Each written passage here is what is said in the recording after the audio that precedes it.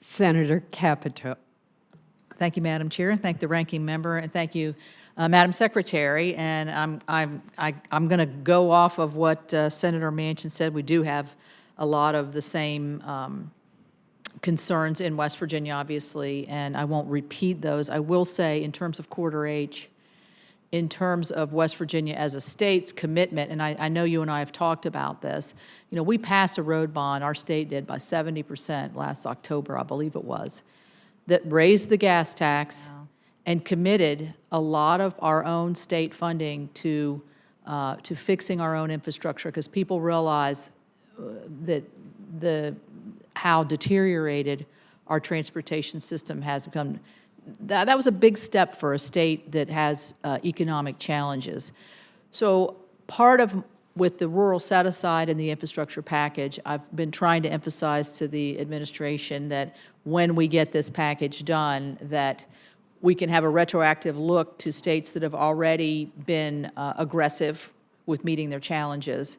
And to help you as the administration with that, when I hear a state who maybe has challenges like Maine or Rhode Island or Hawaii, you know, we all have our challenges, and they say, but my state can't afford it. My response is, well, if West Virginia can pull this off and get it together like we did, then I think your states really need to look to step up. Some states like ours have already done that. So I would encourage, as we look at projects looking forward, something like a Quarter H project, which is already in the making. It only has a very expensive small part left. It's gonna, you know, it's coming from both of these ways, that we look at projects that are going to be completable, that already have committed dollars from the state or private sector, which is part of what I think you're building into your infrastructure package. Is that correct, with the private or matching dollars? I mean, that's important, yes. Right? So the other thing on the broadband issue, and I know that's not exactly your issue, except when we're doing a lot of construction in our highways, we have the opportunity. I don't know if somebody's asked you about Dig Once, and I'd like to know your opinion of Dig Once, where you're digging for a highway, if you can lay the fiber at the same time. What kind of challenges? I know it was in the it was included in the FCC reauthorization, which was part of the omnibus. I don't know if you have any reaction to the Dig Once proposition of really making our investments more efficient. It's only common sense. I think we all agree with it. It's how do we coordinate amongst all these different agencies to make that happen? But we're totally in favor of it.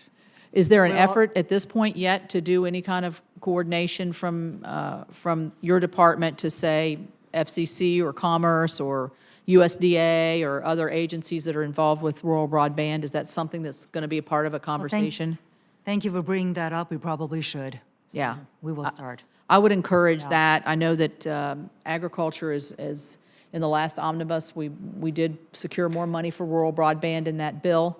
And as we're moving forward with the increase, the $12 billion increase in the transportation bill, this would be a good time to really, you know, kind of jump on that.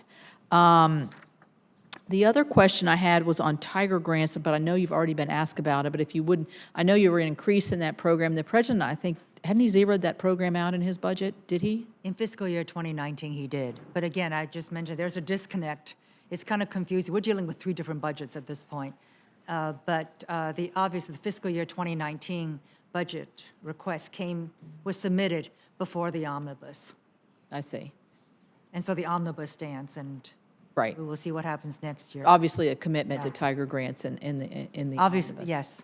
Yeah. The popularity of the Tiger grants is very well made known to us very well. Yeah. Good. Also, in the airport, the Senator Manchin mentioned Yeager Airport. I just want to thank you and the department for working with, and the FAA for working with our airport to rebuild our EMAS system that collapsed on us, unfortunately.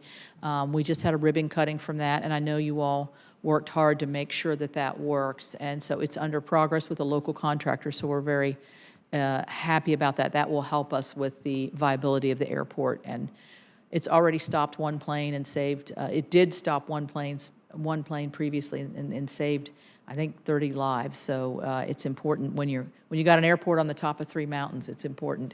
If you're not going to stop, somebody helps you stop. So thank you for that.